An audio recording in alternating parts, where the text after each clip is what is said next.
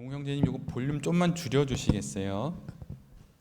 예, 제 마이크 볼륨 좀만 줄여주시면 좋겠습니다. 네, 오늘은 에베소서 4장의 말씀을 갖고 은혜로 받은 구원에 대한 성도의 응답은 신실한 행동과 눈에 보이는 행위입니다 라고 하는 제목입니다. 좀 길지요? 제가 다시 한번 읽어드릴게요. 은혜로 받은 구원에 대한 성도의 응답은 신실한 행동과 눈에 보이는 행위입니다 라는 제목으로 함께 하나님 말씀을 나누도록 하겠습니다. 사도는 지금 에베소 교회 성도들에게 간곡한 권면을 합니다. 그 내용을 한 문장으로 정리하자면 이제 옛사람을 벗고 새 사람을 입어야 합니다, 이런 이야기예요. 그런데 이런 주제로 사도 바울은 앞에서는 교리적인 측면을 이야기하고 뒤에서는 실천적인 내용을 전합니다. 근데 사도 바울이 쓰는 그의 서신절을 보면 대부분 이런 식의 전개 방식이에요. 그러니까 앞에서 교리와 어떤 원리와 말하자면 원칙을 이야기하고, 그러면 그런 원리와 원칙, 그 교리를 어떤 식으로 삶에 적용할 것인지 실천적인 내용을 뒤에 반드시 이야기를 합니다.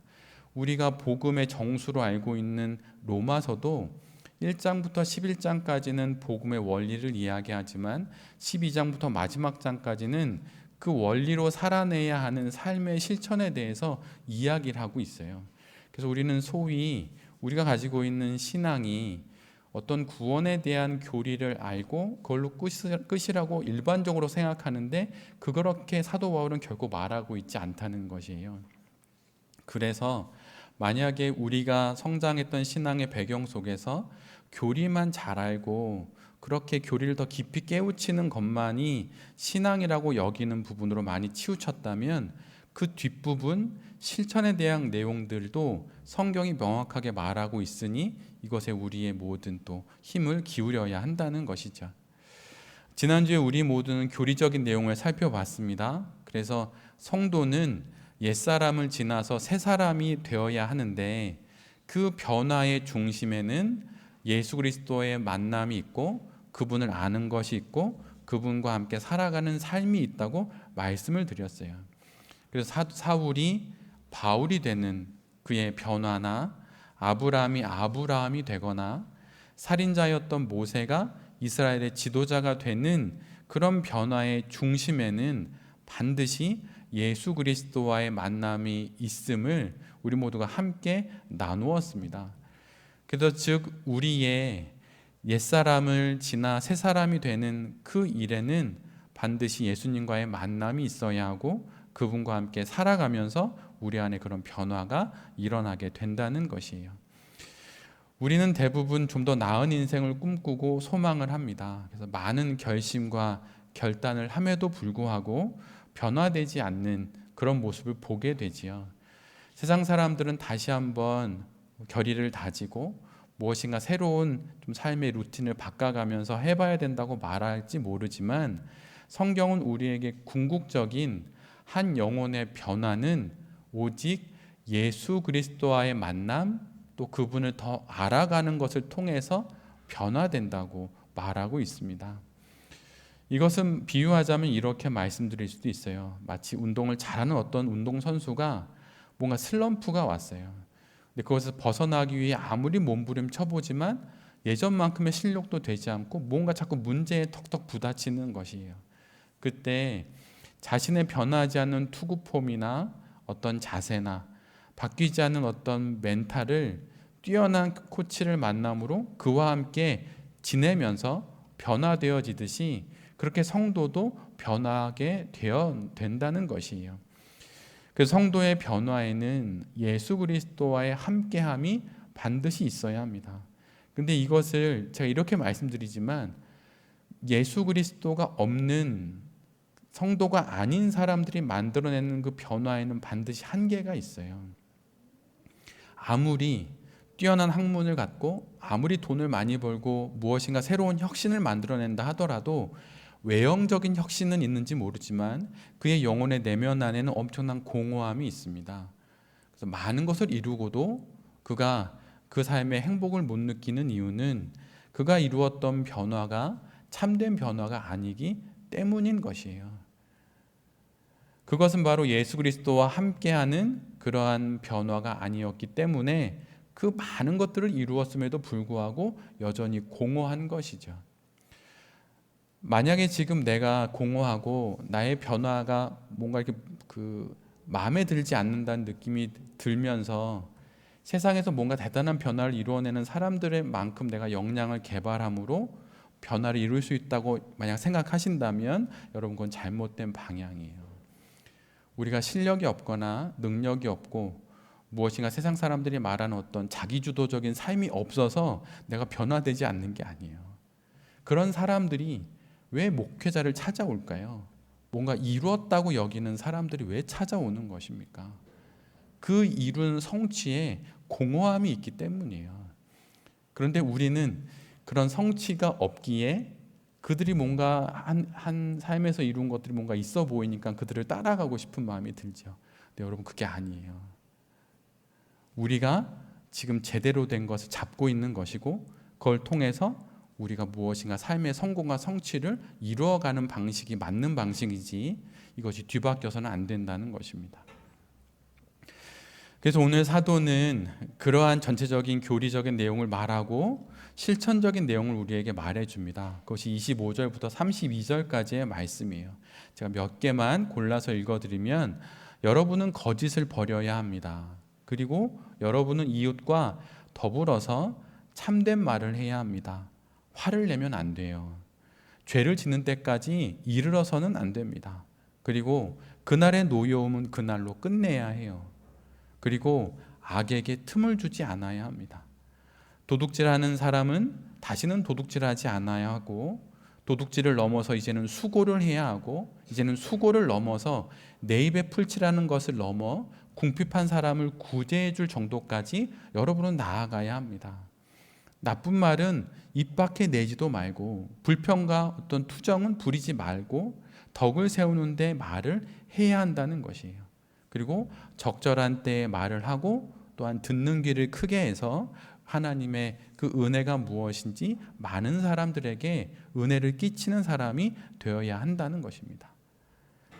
그래서 하나님의 성령을 슬프게 하지 말고 성령 안에서 구속의 날을 위해서 인치심을 받는 사람으로 살아가면서 모든 악독과 모든 격정과 분노와 소란과 욕설을 다 버려야 한다고 사도 바울은 말하고 있어요. 그리고 마지막에 이렇게 권합니다. 그러기에 여러분 친절해야 합니다. 그리고 불쌍히 여기는 마음을 가져야 합니다.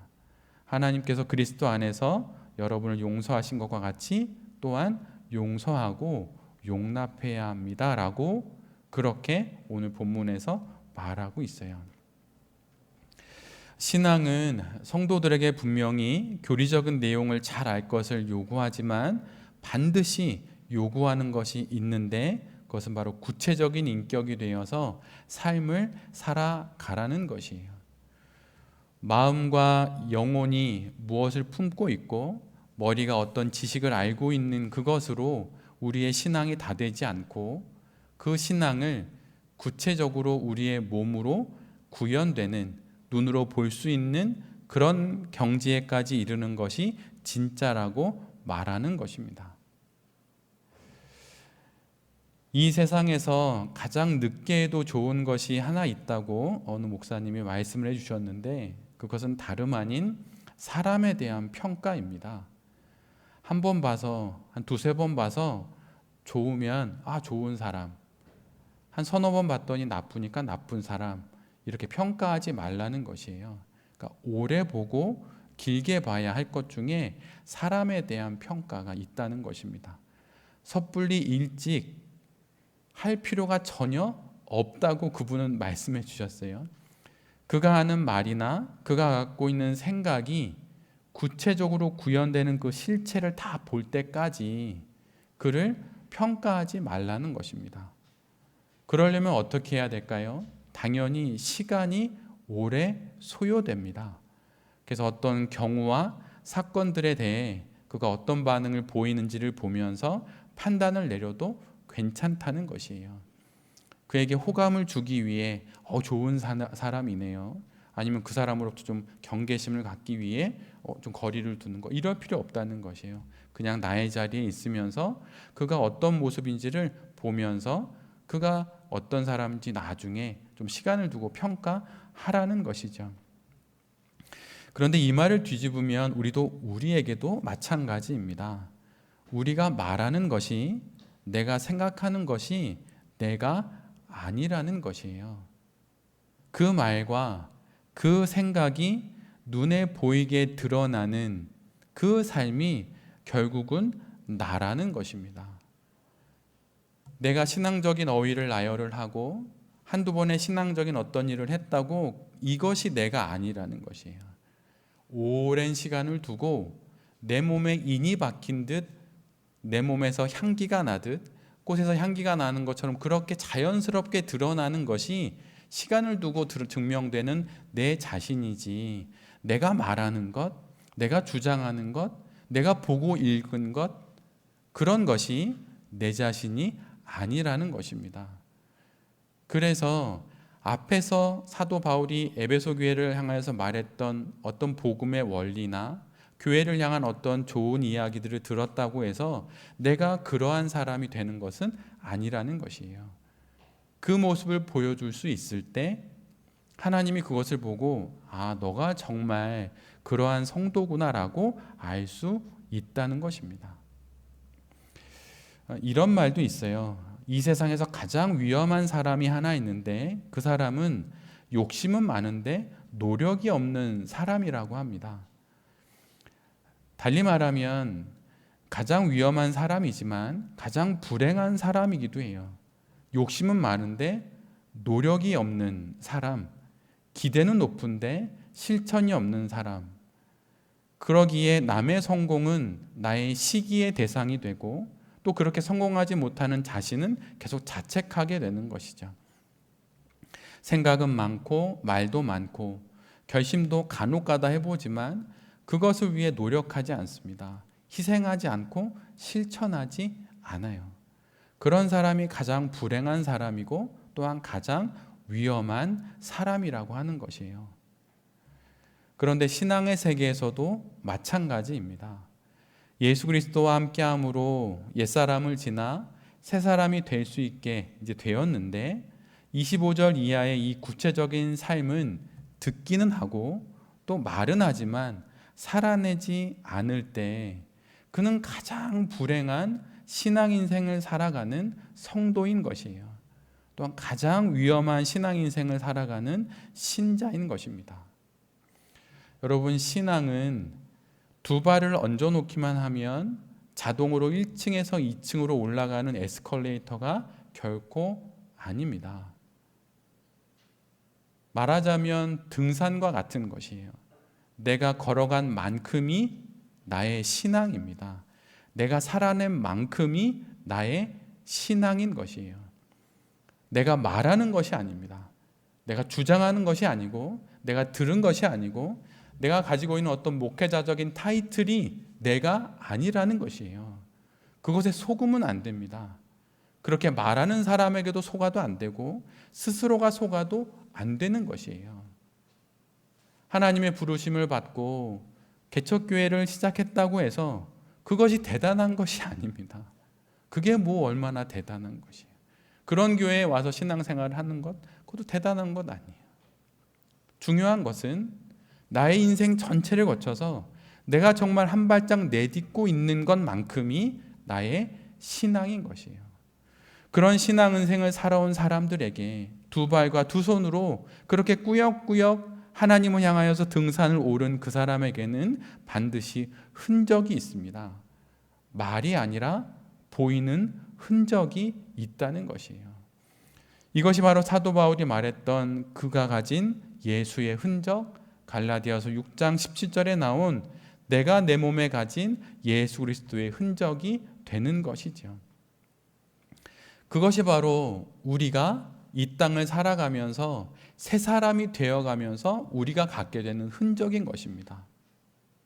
험담을 하고 싶고 거짓말을 하고 싶고 때로는 분노하고 싶고 때로는 다 뒤집어 버리고 싶지만 하지 않고 참기 위해서 너무 지난한 훈련을 하고 인내를 해야 되니까 그것이 몸 안에 흔적으로 남는 것이에요.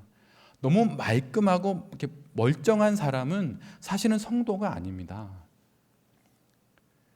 몇 번 말씀드렸듯이 영원한 생명을 위해서 거룩하게 살아간 성도의 그 영혼의 얼굴에는 악마의 손톱 자국이 가득하다고 말했던 청교도의 이야기처럼 하나님 앞에서 하나님의 말씀을 온전히 살아내려고 하는 그 사람에겐 그의 두 손과 두 발엔 예수의 흔적이 있을 수밖에 없는 것입니다. 너무 말끔하고 너무 멀쩡하면 여러분 그것은 좀 아닌 것이에요. 그래서 사실은 저를 이렇게 옹호하기 위한 말 아닙니다. 목사님이 너무 말끔하게 생겨도 좋지는 않아요. 좀 흠이 있고, 물론 그 막 나 흠이 있다 이렇게 자랑하는 게 아니고 흠이 있고 상처가 있고 좀 성도들보다 교회 안의 성도들 아주 말끔한 성도보다 좀 못난 게 좋은 겁니다. 그래야 저런 건가? 이런 생각을 해보게 되는 것이에요. 막 단위의 선 목사님이 막 키도 크고 피부도 좋고 막 말끔하고 학벌도 좋고 말도 청산유수에 노래도 잘하고 언제나 나이스하고 막 이러면 성도들이 신앙 갖기 어렵습니다. 근데 좀 목사가 좀 흠도 있고 좀 모자라고 찬양하면 삑사리도 나고 막 이래야 성도님들이 그런가? 믿는 게 저런 건가? 흠이 있어도 믿을 수 있는 걸까? 뭐 이런 거죠. 그렇다고 흠을 자랑하지는 않지만 그런 흔적이 있는 것이에요. 사도 바울 그는 정말 흠이 많았던 사람입니다. 예수를 막 죽이려고 하고 그리스도인들을 박해했던 사람, 누가 괜찮아 해도 그렇게 괜찮지 않은 흔적이 있던 사람이에요. 그런데 그런 흔적이 바로 예수의 흔적이라는 것을 알게 된 것이죠. 그래서 결국은 그가 로마서 12장에 있는 말씀처럼 하나님이 기뻐 받으신 거룩한 산 제물로 드려질 수 있었던 것이에요. 우리도 마찬가지입니다. 여러분 인생을 살아가면서 여러분 누군가와 문제가 생기는 것 여러분 당연한 것입니다. 문제가 없는 가정이 오히려 문제라고 하잖아요. 그래서 문제가 있는 게 당연하고 자연스러운 일입니다. 근데 중요한 건 그 문제를 어떻게 풀어가느냐가 중요한 거예요. 그것이 바로 오늘 본문 25절 이하에 나와 있는 거죠. 그렇게 풀어가는 것이다. 은혜로 구원받은 성도라면 그것을 하나님 앞에 신실하게 모든 사건들의 응답함으로 보여줄 수 있고 또한 증명해 줄 수 있는 삶을 살아가는 게 바로 성도라고 하는 것이에요. 그런데 왜 우리가 그 많은 시간 속에서 거룩한 성도로서의 삶을 보여주고 증명해주고 눈에 보이게 나타내줘야 한다는 그런 이야기를 많이 못 듣거나 그것에 많이 우리의 신앙적인 안목을 집중하지 못하는 것일까요? 그것은 사실 우리 한국교회 안에 한 가지 면 때문이에요. 그것은 무엇이냐면 구원론과 종말론에 너무 집중되어 있는 신앙 때문입니다. 그래서 구원은 있지만 여러분 이 문장을 잘 들어주셨으면 좋겠어요. 구원은 있지만 삶이 없어요. 종말은 있지만 인생은 없는 그런 인생을 살아가고 있는 것입니다. 구원은 있지만 구원이 있는 삶은 없고 종말은 있지만 종말을 아는 인생은 없는 그런 신앙이 되어 버린 것이에요. 그래서 구원받기 위해 거룩해야 한다고 말을 하고 또 내가 구원받았음을 확인하기 위해 거룩하게 살려고 부단히 애쓰지만 정작 구원의 인생을 살지는 못한다는 것입니다. 그래서 운전면허증을 따고 이렇게 정말 운전을 해야 하는데 구원을 받았으니 면허증을 가진 거라고 비유할 수 있는데 정작 운전은 하지 않고 나 면허증 있다고 그러면서 나 무면허 운전 아니라고 그래서 나 법규를 위반한 범법자가 아니라고 그렇게 말만 하면서 면허증만 계속 보여주고 있는 형국인 것이죠. 운전면허를 가지고 있는 것은 우리가 그것을 그냥 소지하기 위함이 아니라 운전하기 위함이죠. 신앙 역시 마찬가지입니다. 여러분 다 구원받았는데 이제는 구원받은 이후의 삶을 살아가야 하는 것이에요. 신앙의 시작이라고 할 수 있는 구원론과 또 마지막이라고 말할 수 있는 그 종말론, 그것만 있고 그 사이를 차지하는 수많은 시간을 살아낼 신앙적인 내용들과 이야기가 없으니 구원 이후의 삶을 살지 못하는 것이에요. 그래서 늘 물어보면 구원 받았니? 뭐 이런 얘기만 계속하는 거죠. 천국에 갈 확신이 있어? 이런 것만 물어보는 거예요. 여러분 그것을 더 이상 묻지 말고 그런 확신이 있으면 이제 살아내면 됩니다. 그래서 구원론과 종말론이 아니라 이제는 교회론이 있어야 하고 교회 안에서 신앙생활을 위한 말하자면 성령론 같은 게 교회 안에 많이 있어야 하는 것이에요. 그런 인생을 살아가라고 하나님께서 우리에게 뭘 허락해 주시는 것입니까? 바로 우리에게 생명을 허락해 주셔서 이 시간을 살아가게 해주시는 것이에요. 우리가 괜히 이 하루하루를 살아가는 것이 아닙니다. 구원을 받았다고 그걸 확인하고 확신하려고 지금 이곳에 있는 게 아니에요. 그리고 그냥 이 시간을 빨리 보내서 천국에 가려고 여기에 있는 것이 아닙니다. 구원받은 이후 지금 우리가 살아야 할 이 인생을 많은 문제와 어려움 속에서도 오늘 본문의 그 후반부의 내용처럼 그렇게 우리의 신앙을 드러내고 우리의 신앙을 증거하면서 살아가기 위해서 이 시간이 우리에게 있는 것이에요. 그러기에 여러분 우리가 살아가는 이 하루하루가 정말 중요한 것입니다. 아무렇게나 눈 떠서 맞이하는 하루가 아닌 것이에요. 이 하루를 통해서 내가 은혜로 받은 그 구원을 내가 신실한 행동과 눈에 보이는 삶으로 증명하고 응답하는 것입니다. 거창하지 않습니다. 오늘 본문이 이야기하는 내용들을 보면 거창하지 않아요. 화내지 말라는 것이에요. 거짓말하지 말고 속이지 말라는 것이에요. 분해하지 말고 좀 더 인내하고 좀 더 기다려보고 참아보라는 것이죠. 이것이 바로 우리가 신앙 속에서 해야 할 일입니다. 구원을 위해서 무엇인가 대단한 것을 하려고 하지 마십시오. 우리에게 주어진 시간 속에서 그 시간을 온전히 살아내려고 하시면 돼요. 근데 그것이 정말 쉽지 않죠. 그러니 기도할 수밖에 없고 예배할 수밖에 없고 또한 말씀을 묵상하면서 그 말씀을 의지하며 살아갈 수밖에 없는 것입니다. 여러분 이 문장을 잘 기억해 주시기를 부탁합니다. 신앙이란 과정을 생략하지 않은 인생을 살아가겠다는 결심이에요. 여러분 과정을 생략하려고 하지 마십시오. 세상은 과정을 생략하는 것이 능력이라고 말합니다. 초등학교 6학년인데 고등학교 2학년 수학을 풀면 능력 있다고 말해요.